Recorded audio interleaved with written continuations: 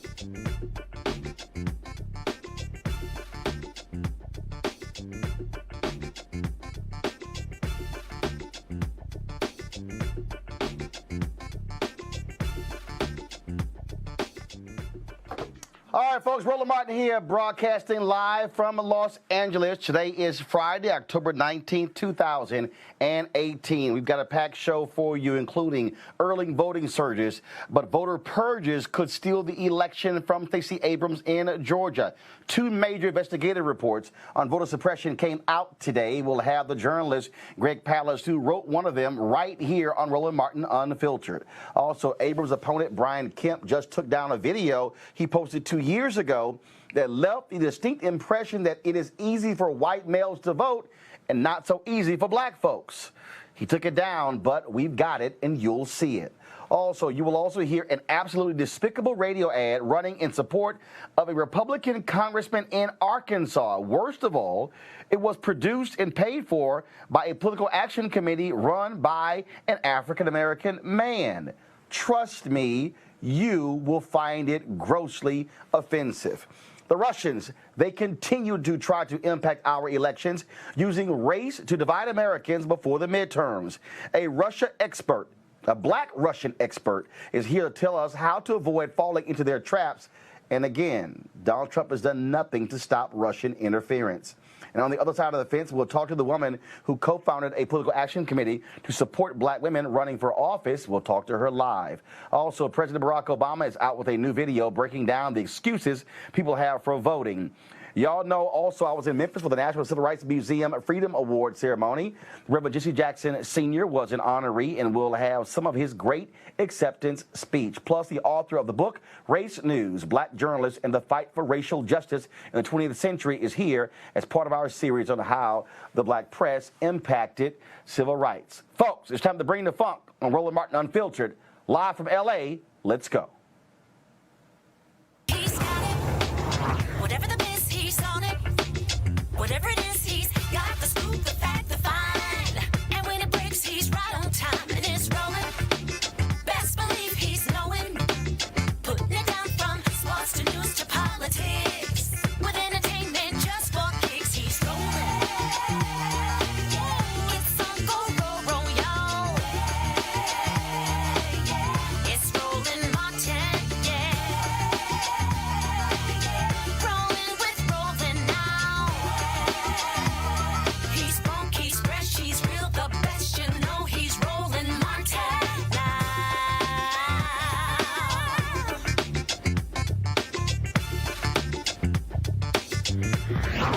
Martin.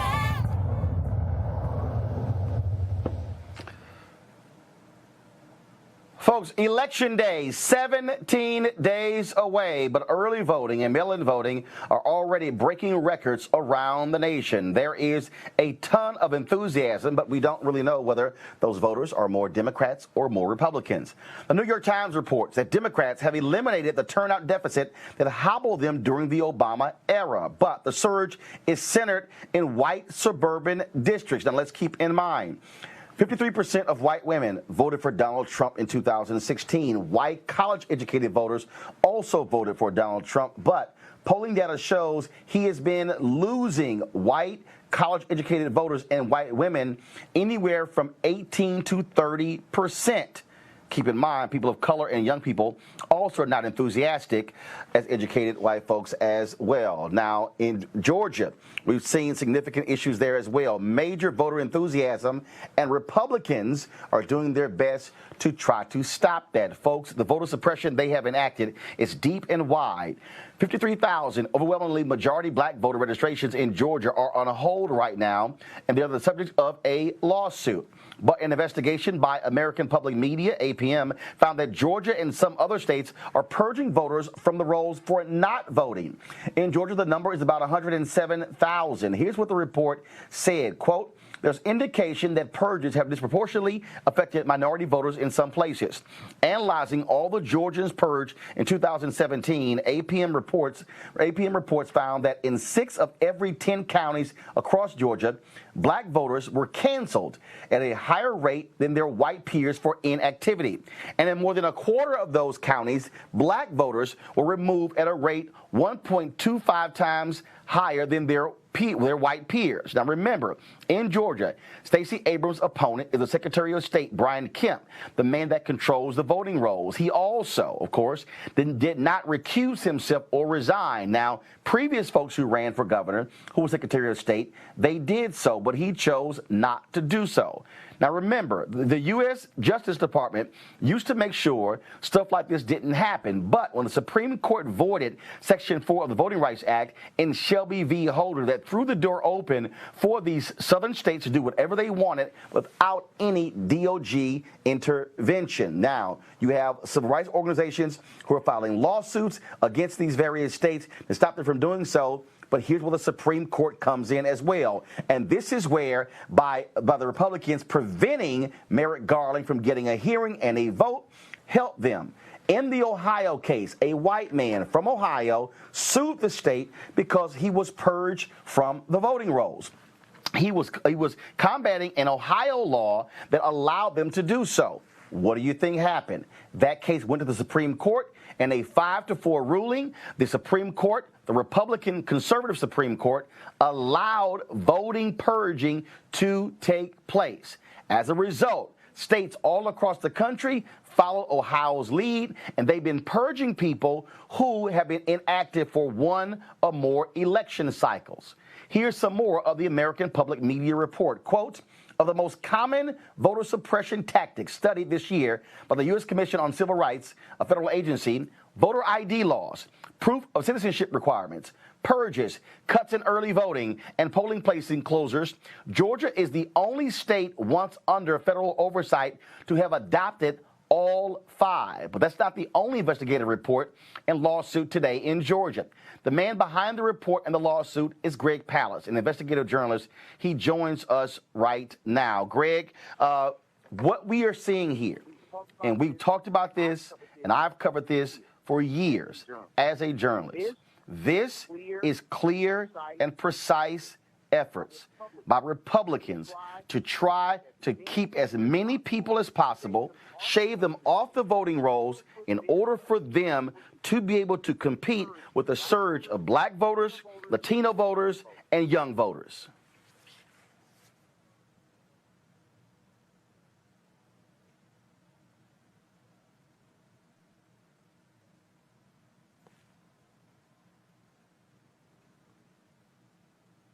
All right, Can Greg hear me? Because I can't hear Greg. So folks, talk to me. Can Greg hear me?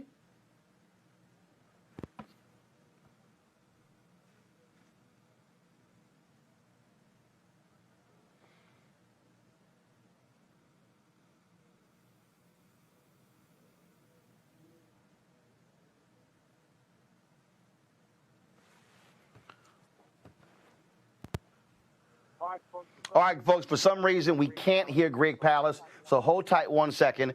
We're going to come back to Greg once we figure out Greg's audio issues. We can see Greg, but we cannot hear Greg. All right, folks, now, Brian Kemp, of course, who is the Secretary of State there in Georgia. Give me 1 second. See Greg. Secretary of State in Georgia, folks, he is the one who is behind these efforts. Now, check this out. He released a PSA 2 years ago about voter ID. We want you to watch this video. I want you to see who can vote in his video and who cannot vote. Press play. At a designated advanced voting location, the process is exactly the same as voting in person on Election Day. You will complete and sign a voter certificate, provide an acceptable form of photo identification, and then vote on an electronic voting machine. If you don't have an acceptable form of photo identification when you're at the polling location, both on Election Day and during advanced voting, you can vote a provisional ballot. If you vote a provisional ballot, you have 3 days after Election Day to return to your county elections office to show your photo identification for your ballot to be accepted and counted. If you don't return, your ballot will be rejected and it will not count. Please note that all election-related forms and materials, including ballots, are available in English only. For more information, please visit our website at sos.ga.gov/elections or call us at 404-656-2871 if you have any questions. This is a public service of Georgia Secretary of State Brian P. Kemp. Now, again, you see that ad where the white voter, the white person in the ad could vote, but the African-American could not. Well, Brian Kemp got lots of criticism. That ad has been taken down off of social media. Now, also, folks, we're spending a lot of time on Georgia because, again, Stacey Abrams could become the first African-American female governor in American history. Also, the second African-American to be governor of a southern state. You also, of course, have Andrew Gillum, who's running in Florida, and Ben Jealous, who's running in Maryland. Now, Brian Kemp is one of the worst offenders when it comes to voter suppression, but of course, he did not wait until the election. He has been doing these things over and over and over again, and so we're going to stay on top of this constantly. And again, what is important for us is to understand that these are clear and direct attempts by Republicans to, frankly, steal elections. I think we have Greg Palast. Greg, can you now hear me? I can now hear you, Roland. Thank you. Okay, there we go. Like I said earlier, Greg, this is clear and decisive plans of action by the Republican Party to try to shave off as many voters as possible, hundreds of thousands of voters, to suppress the vote because they are afraid, since the election of President Barack Obama in 2008, to see African Americans, to see Latinos, and even young white voters who do not like their policies come out in droves to vote. That's correct. In fact, here's what we found. What I found is the ugliest Jim Crow that I can imagine since the 60s, since I was a kid. We have Brian Kemp has removed 500,000 voters from the voter rolls. He did so on the grounds that they've moved from the state, they've moved from their county. In fact, I had to threaten him with a federal lawsuit, me and the wonderful Helen Butler of the Georgia Coalition for People's Agenda. We got the list of every single person he's purged from the voter rolls. I'm not counting dead people, people in prison, any of that stuff. I'm counting people he said move. I then went to the top experts in voter address confirmation. Now, these are the guys, the catalog companies, the bill collectors, all those who know exactly where you live.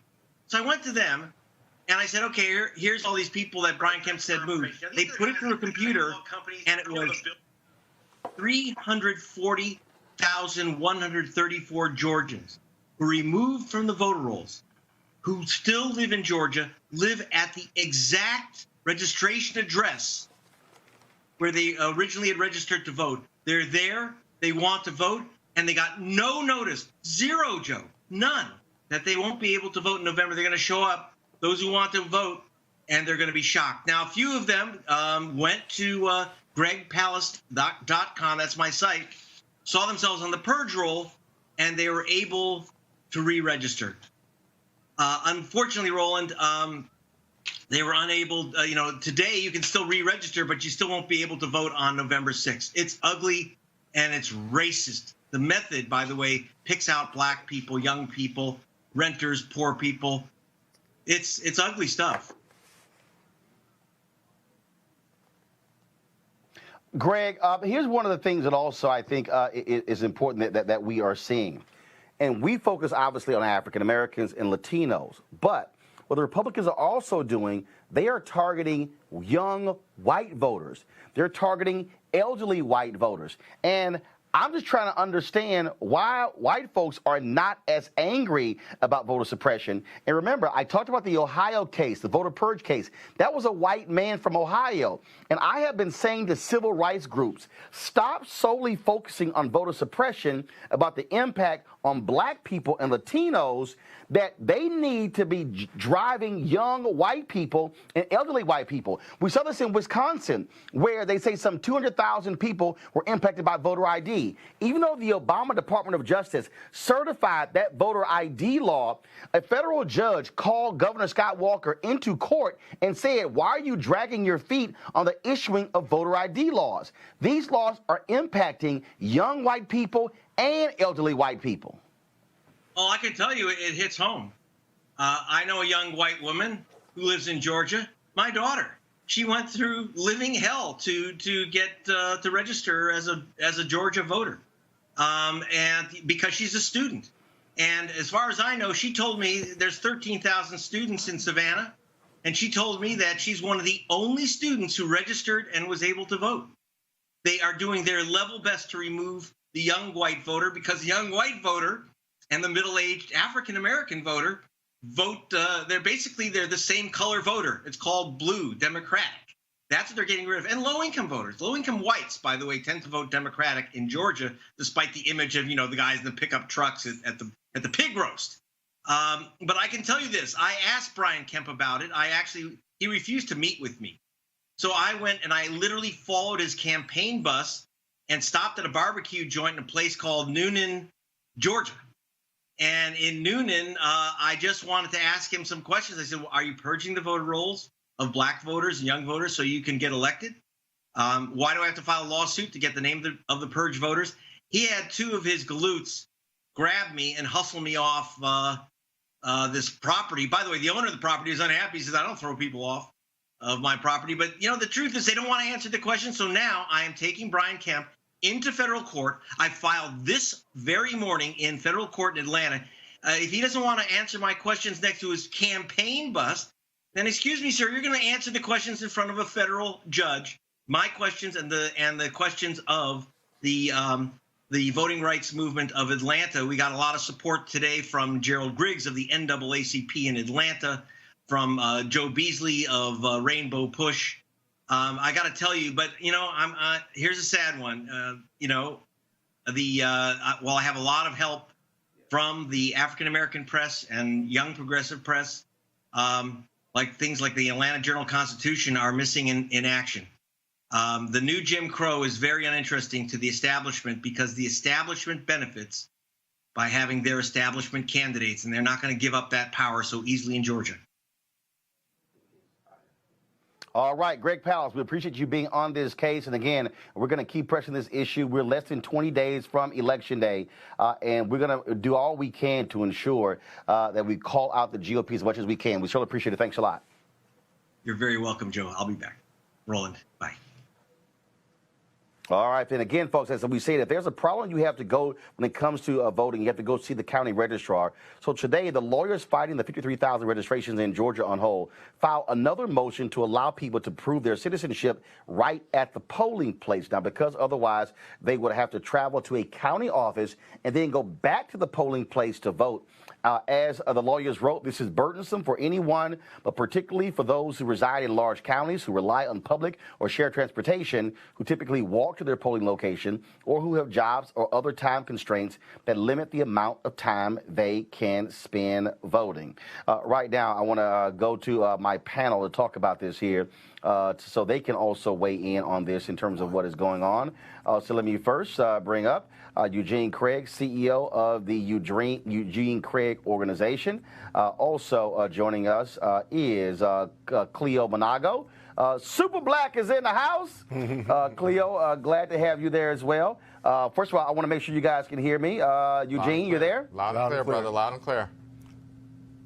We hear you. All right, Cleo, you there as well? Yes, I hear you. Dr. Cleo Monago can hear you.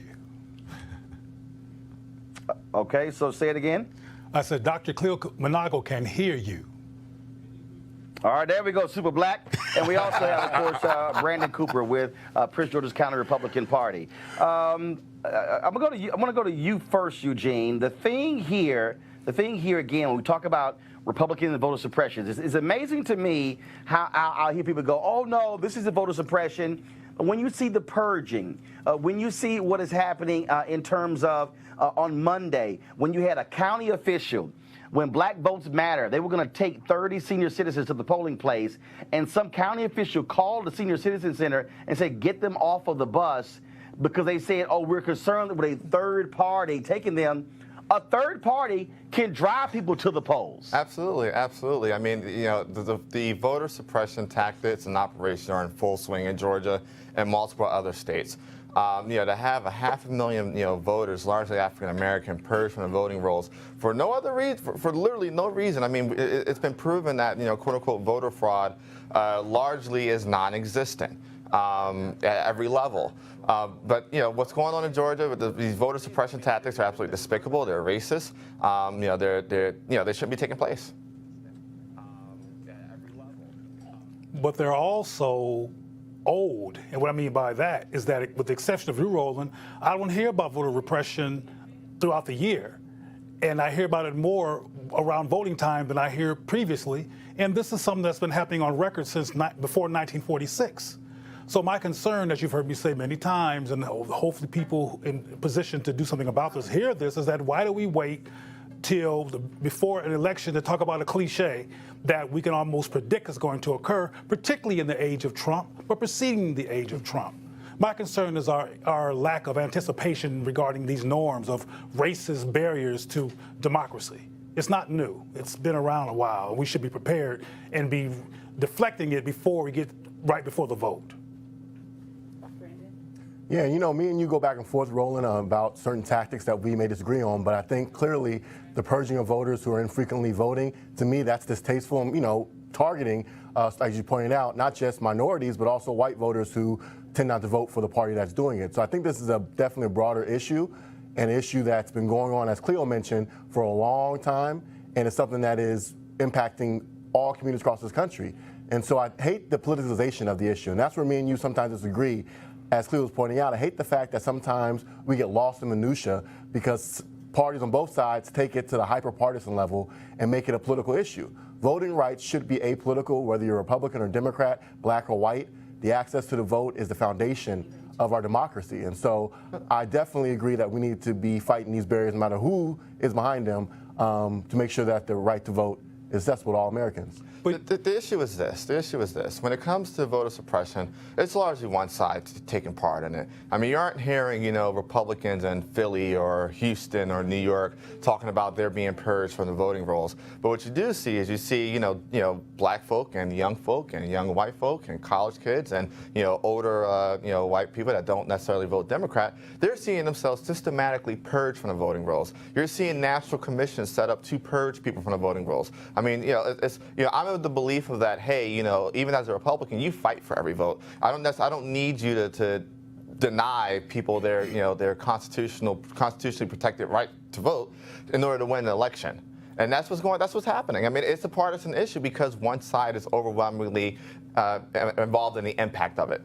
It is a partisan issue. And earlier, Roland, you mentioned that women who voted 53% for Trump and young whites were backing off from Trump based on a poll. I think we should be concerned about these polls because there were polls back before Trump became president that predicted that Hillary was going to win, and these polls can be very incorrect. I don't trust these polls, and I really don't trust in terms of what white people say in public and what they do in private.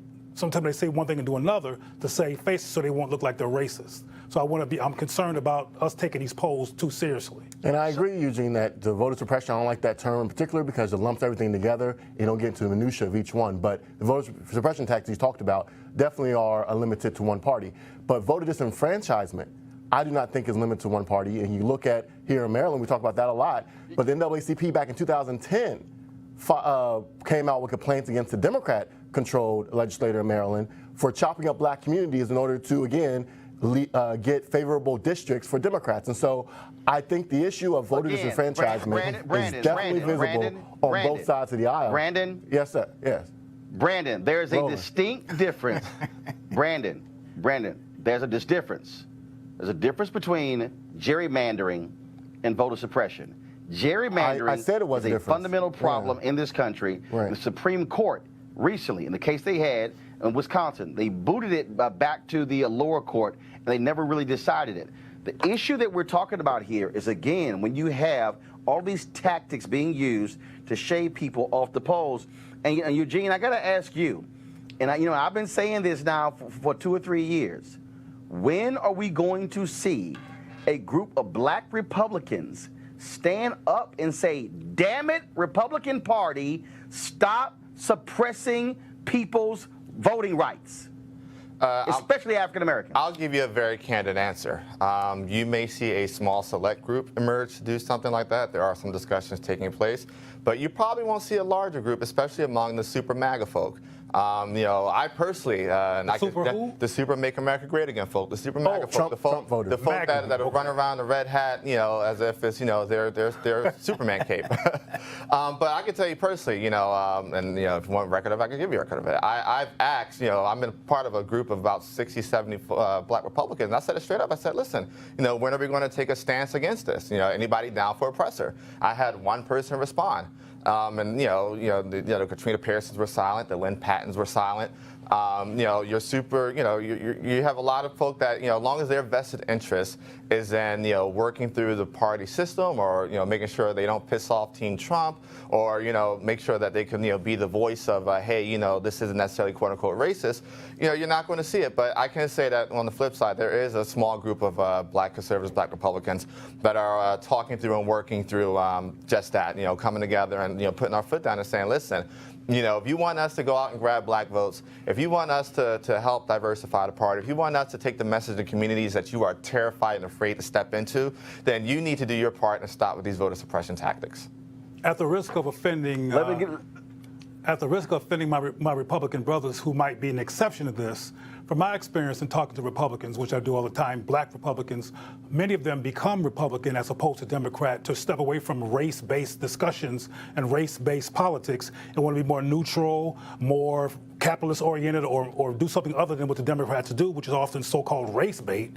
So the idea of taking an opportunity to discuss the real issue of racism and racism-based voter repression doesn't compute, because now they got to talk about race, which is one of the reasons why them step into the Republican Party in the first place. So you keep asking that question, Roland, but there's a kind of a meltdown that occurs, because I've been hearing you ask. I knew you were going to disagree, but whether you disagree or not, I've watched Roland, and I myself have been connected to the show for some years, have asked the same question: why you black folks won't step up for black folks? Why you black folks won't step up against white racists who are predominantly in your party against what they're doing to purge black people from the voting opportunity?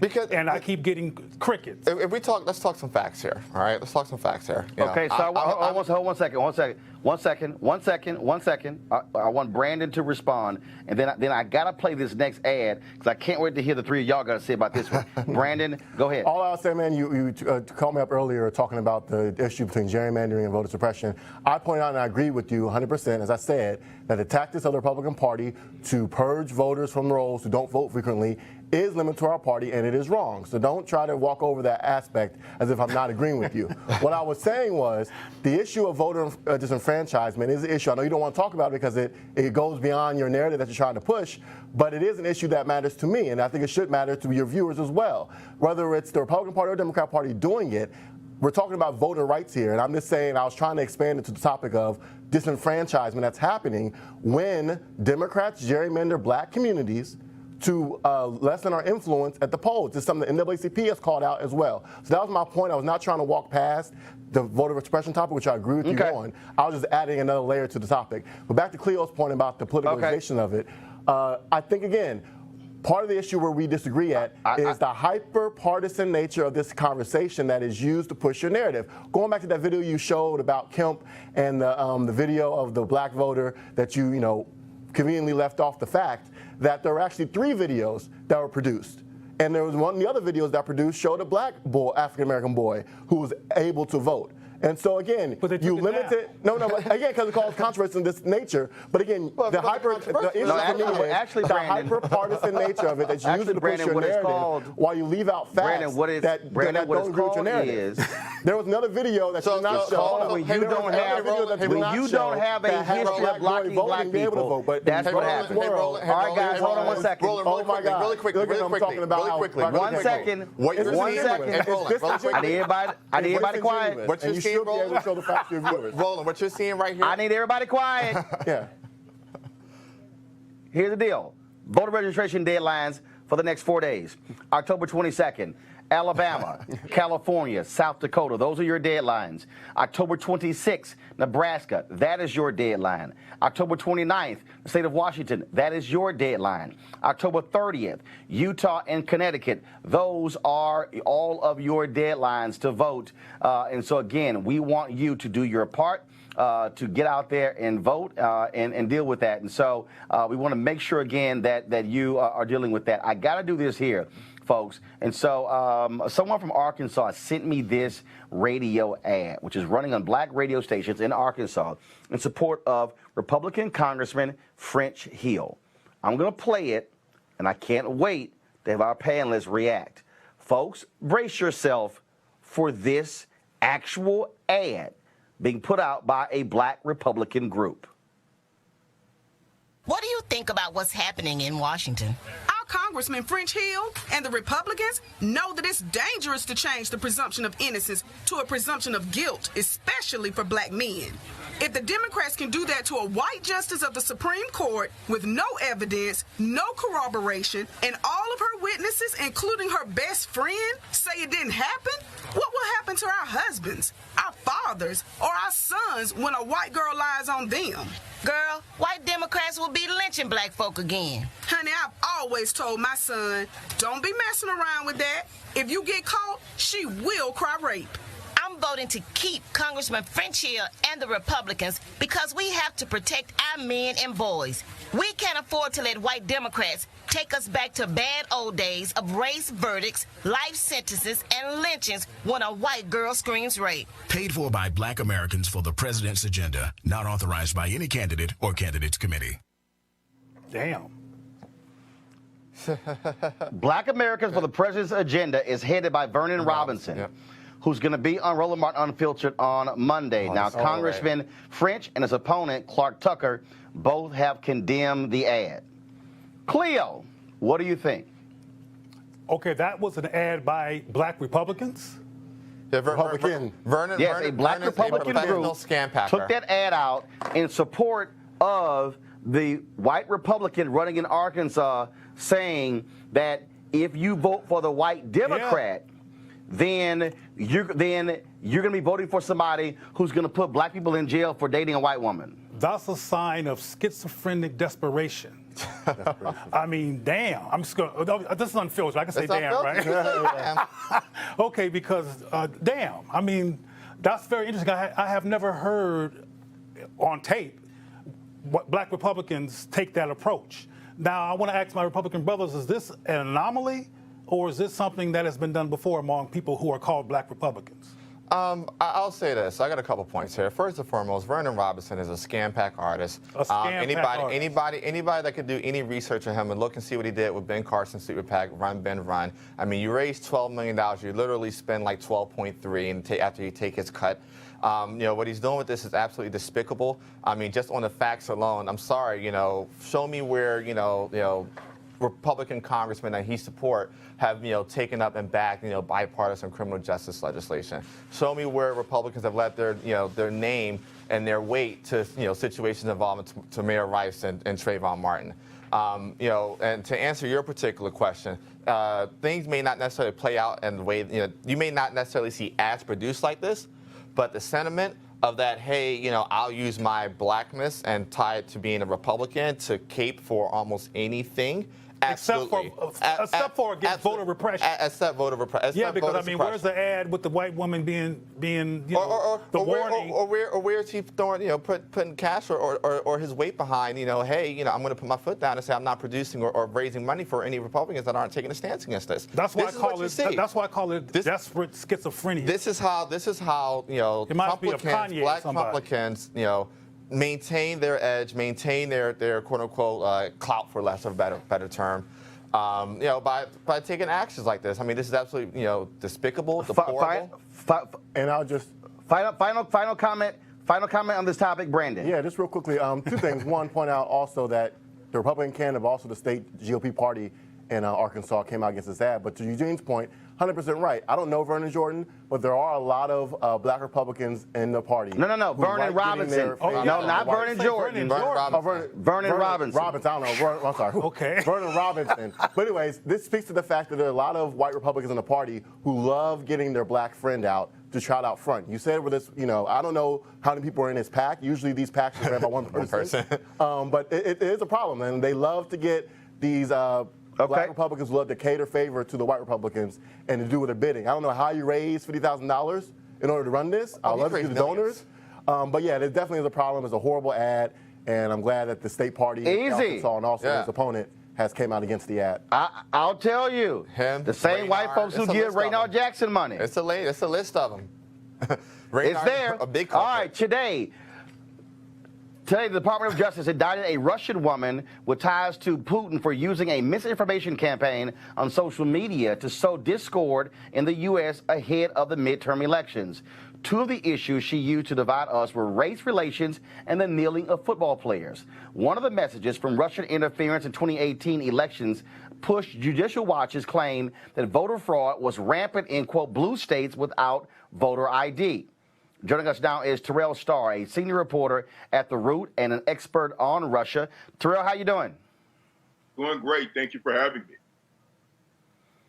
It is clear, anybody who understands Putin, he believes, frankly, in white supremacy. And he has got a partner in crime in Donald Trump. And it's clear that the Russians and Donald Trump has done nothing to stop them from meddling in American elections.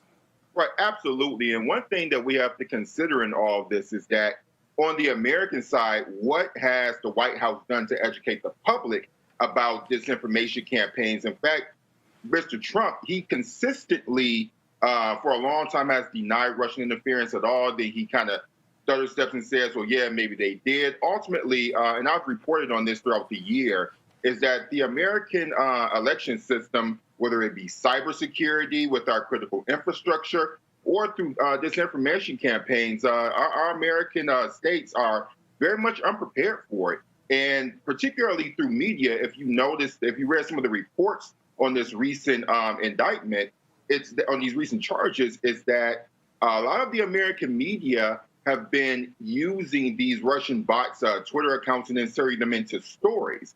And so there is a media education that not only readers and viewers need to partake in, but also media producers like myself, like you and others, who need to look at what type of information an account is producing, whether or not that person is real or not. So this is pretty much a new stage in our media era where we have to be a lot more careful about what we're consuming. But unfortunately, the leadership from the White House seems not to take it seriously. And during these midterms, we very well could suffer for that.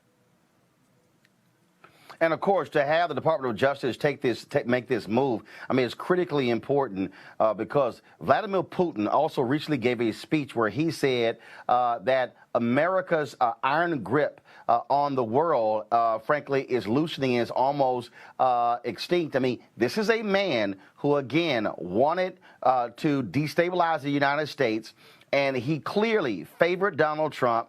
And he's gotten somebody who's attacked NATO, who's attacked many of our other allies. And the fact that Donald Trump refused to even give states any level of direction when it came to trying to protect the voting system, it shows that he doesn't care. In fact, he still is insisting China and others have been involved in this when the intelligence agencies in America have said, no, it's the Russians. Well, that's very true. But one thing you have to realize is that, like, President Vladimir Putin, Donald Trump is pretty much somebody who's turned the White House into a kleptocracy, just like Putin has turned Russia into a kleptocracy. Trump is very much, he has authoritarian tendencies. The only reason why America has not declined even faster is that we do have a civil society. We do have structures in government that protect against overpowerful and overzealous executive office. That's just not the case in Russia.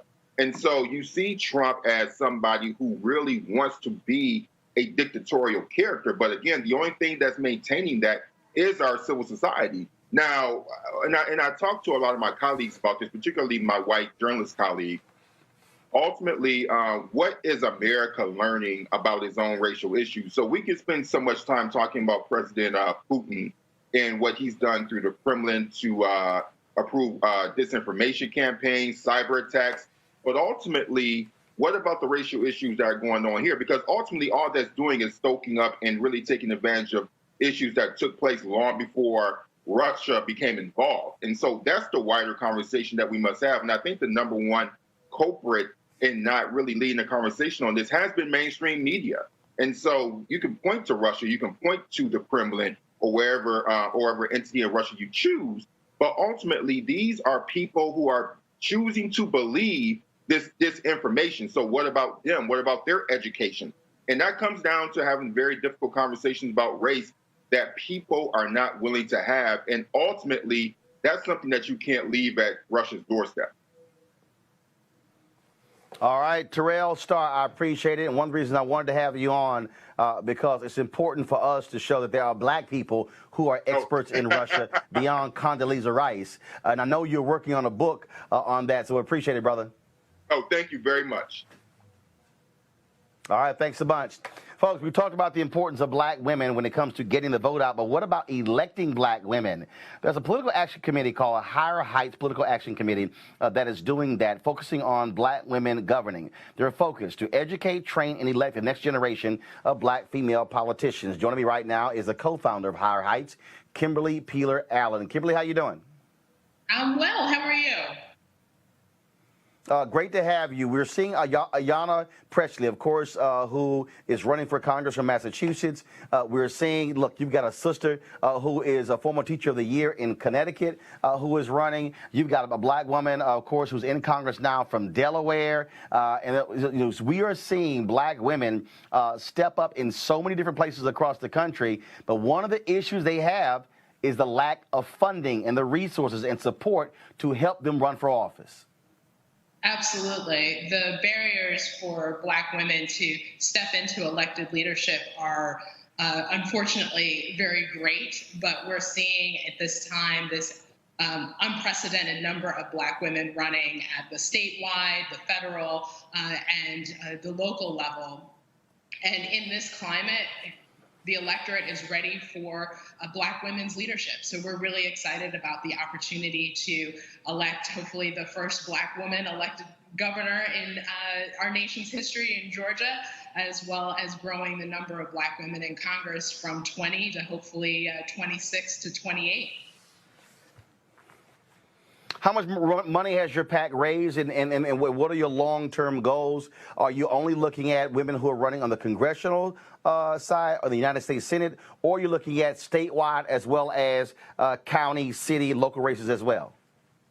So Higher Heights for America PAC is supported by the members of Higher Heights for America, and we are really focused on not just contributing directly to our candidates, but also mobilizing Black women across the country and our allies to support these candidates. So whether it is making sure that we have a robust volunteer operation going into all of these campaigns, or that they are hosting their own fundraisers and supporting events and supporting the campaigns, and as well as talking about their campaigns on social media. So we are focused right now on candidates at the federal level, as well as statewide executive office, and the mayors of the top 100 cities. So last year, we were very focused on making sure 2017 was the year of the Black woman mayor, and we went from 4 Black women mayors to now 7, which is a record high, serving simultaneously. And we're just really excited about the opportunity to really mobilize Black women, not just to give the financial contributions, though that is critically important, but also spread the word and mobilize a network that will actually also do the work to make sure that these women have what they need, both in person power and finances, to effectively run, win, and lead. All right, then. We're Kimberly Peeler-Allen. First of all, how can somebody reach you if they want to support Higher Heights Political Action Committee? You can find us on the web at higherheightsforamericapac.org. On social media, we are at Higher Height PAC on Twitter and on Facebook. All right, Kimberly Peeler-Allen, we appreciate it. Thanks a bunch. Thank you. All right, folks. On Wednesday, I was in Memphis, of course, for the 27th Annual Freedom Award presented by the National Civil Rights Museum. This weekend, Roland Martin Unfiltered, we are going to be live streaming, restreaming that award ceremony. Among the 3 honorees were Reverend Jesse Jackson Sr. and Vice President Joe Biden. This is what Reverend Jesse Jackson Sr. Had to say during his acceptance speech before the packed audience at the Memphis Orpheum Theater. We're here tonight not because Dr. King died, because he lived.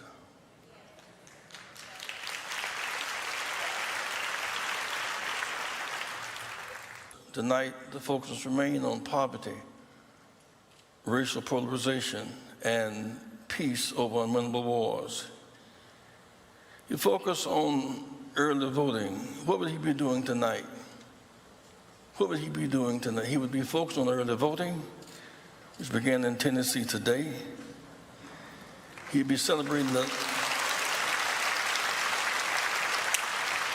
light that came to Shelby County in the last election. If in fact, if this room were pitch dark and there were no lights, one candle would challenge all the darkness. The power of light. A lot of darkness coming out of Washington these days, a lot of darkness. Attacking the women, then mimicking them, darkness. Attacking journalists, saying they're a threat to democracy. Sending them up to be hurt and killed, darkness. Babies locked up in cages on borders as a strategy to turn immigration, darkness. Attacking our neighbors, the North and Canada, the South and Mexico, Germany and Britain, darkness. Attacking NATO, giving a comfort zone to Putin, darkness. And yet, when it's darkest, you see the stars more clearly. It's dark, but there's O'Rourke in Texas. There's a light coming out of Texas.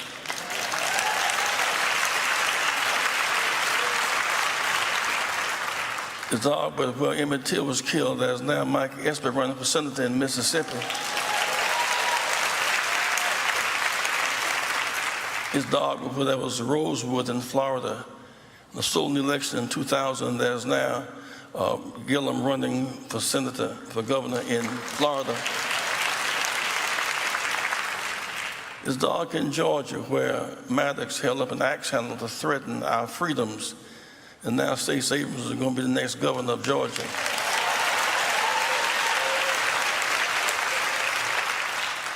Dark in Maryland, where President delegates escaped to, but Ben Jealous is running for governor and leading the polls.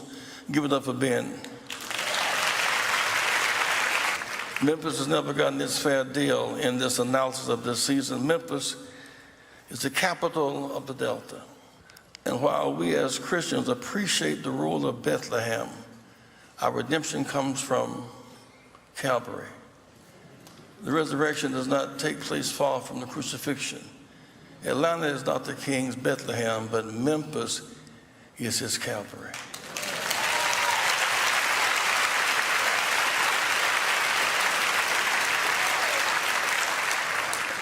Bad news is the Calvary. The good news is the resurrection takes place not far from the crucifixion. I want to close on this note. When Jesus was crucified, they went back to the tomb, but he was not there. They didn't have a lot of celebration around the tomb. He was not there. We go to the museum, but he is not there. He is searching for people to register and vote and regain their sense of consciousness and confidence. He is somewhere making crooked ways straight and exalting valleys. He's somewhere trying to free the unjust jailed. He knows that there are those who are free should be jailed, and there are those in jail who should be free. He would be somewhere tonight trying to exalt us to another level of consciousness and love one another as he has loved us. Lastly, we learn to survive apart. But we have a greater lesson, learning to live together. The civil rights movement won in the South. We couldn't use a single public toilet. We couldn't rent a room at the Holiday Inn with money. We couldn't buy ice cream at Howard Johnson's. Black and brown soldiers sat behind Nazis on the American military base in 1962. But tonight, we have won those battles. And so I say to you tonight, don't give up, and don't go weary of well-doing. There is still yet a great kingdom. I've seen a lot in my life and time, but my spirit leads me to feeling good about tonight, because in all I've seen, all the places I've been, I have never seen the righteous forsaken. Not their seed beg for bread. God bless you. I can go in between 4 and 4. All right, folks. First of all, we're going to go to a break right now. Thank you, Reverend Jackson. Don't forget, we're going to be live streaming. The Freedom Awards this weekend. Also, just so y'all know, I'm broadcasting live from the Young Turk studio here in Los Angeles. And then in about 10 minutes, I'm actually going to be going live with the Young Turks. And so I'm also communicating with their producers. So when I finish, I'll walk right over to their studio and join them there. So right now, we're going to go to a break. And then we come back. We're going to talk with a book author about the power of the black press historically. This is Roland Martin Unfiltered. I don't care about politics. Look, I don't care about Pokemon, but that doesn't mean it won't keep on coming back.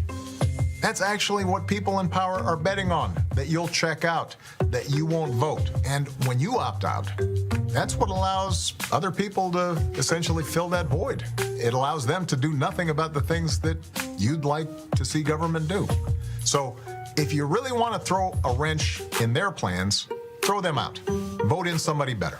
Next, why bother voting when I can't relate to the candidates? Now, this is actually a good question.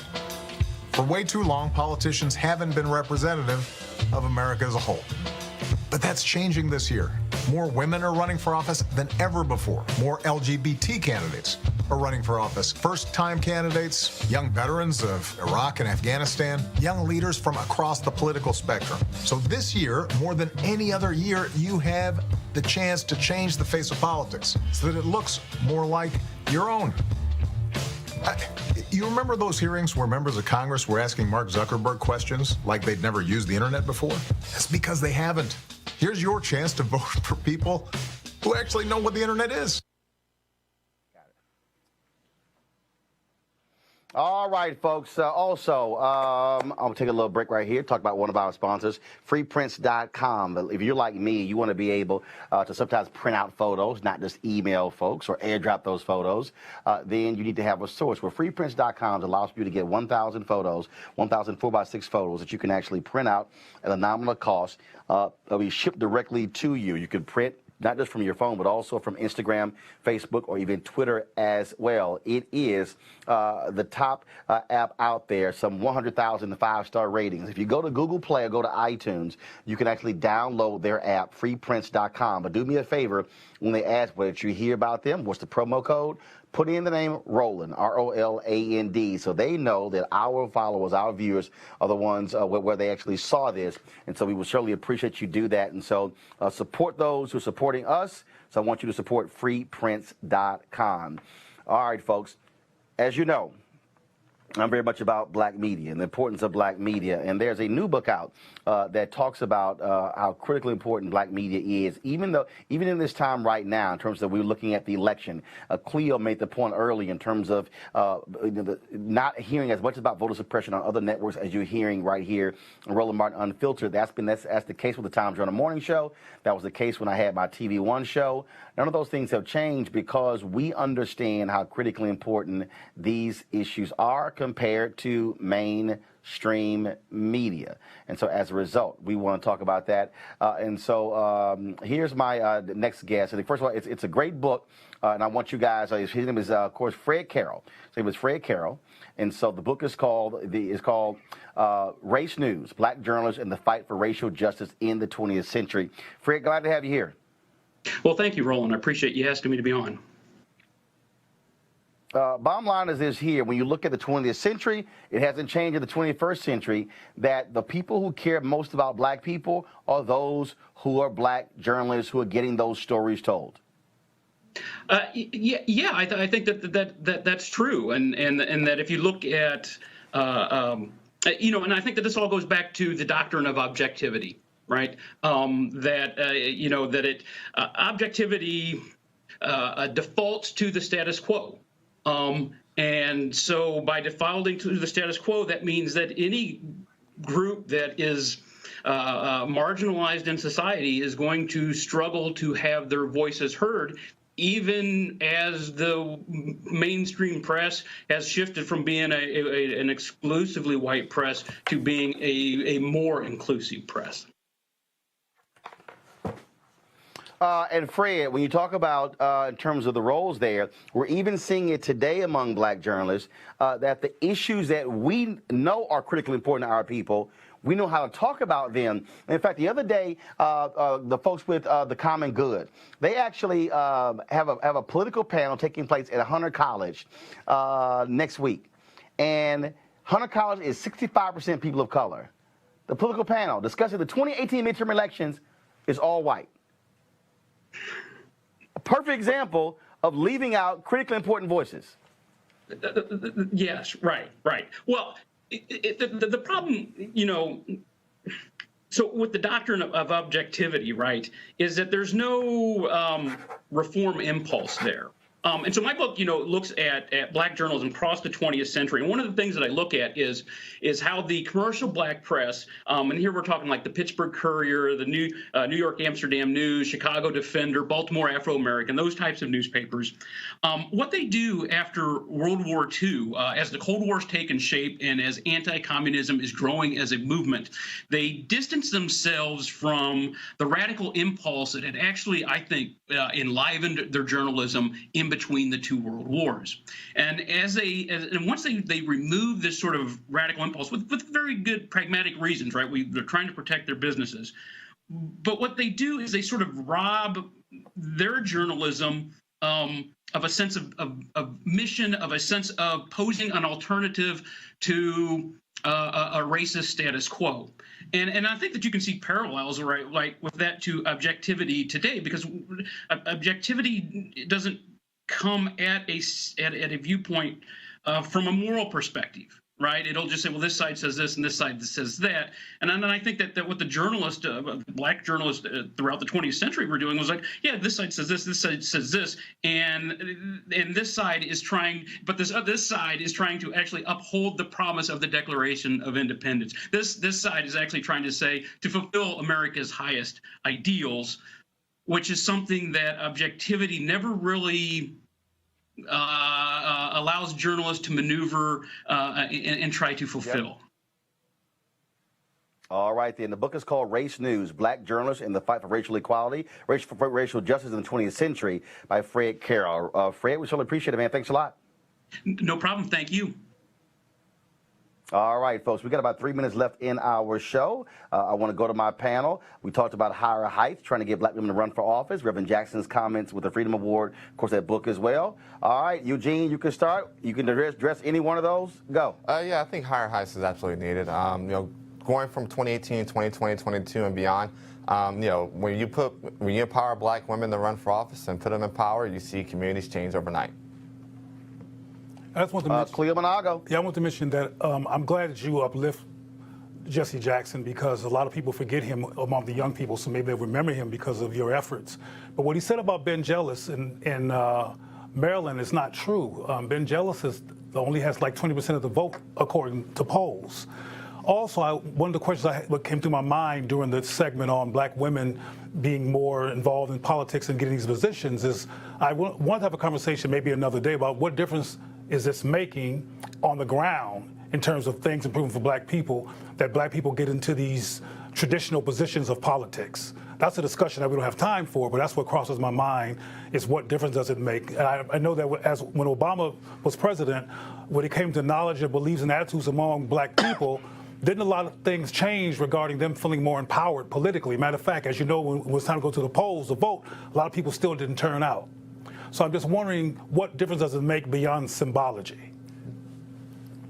Yeah, and just piggyback on that, I know you mentioned, we always talk about how Black women are the most loyal demographic for the Democrat Party. And I know we used to have Dr. Avis Weaver on the panel with me sometimes talking about the issues she's having. But kind of to Cleo's point, it'd be interesting to find out, is that a record amount of mayors, a record amount of elected Black women rising, particularly in the Democrat Party? How is that translating to influence in the party in that nature? And also back to Jesse Jackson, we may disagree on some political issues, but I have to agree that he's been a fighter for our community and putting what's right first. And I just want to echo his points that Ben Jealous is not up in Maryland as a member of the Maryland Republican Party. He's down by about 20 points and doesn't look good coming out of the election in about 3 weeks. All right, folks, let me thank all of you being with us and all of our guests today. Folks, don't forget, you can support RolandMartinUnfiltered.com, this show by going to RolandMartinUnfiltered.com and joining our Bring the Funk fan club. We certainly appreciate that.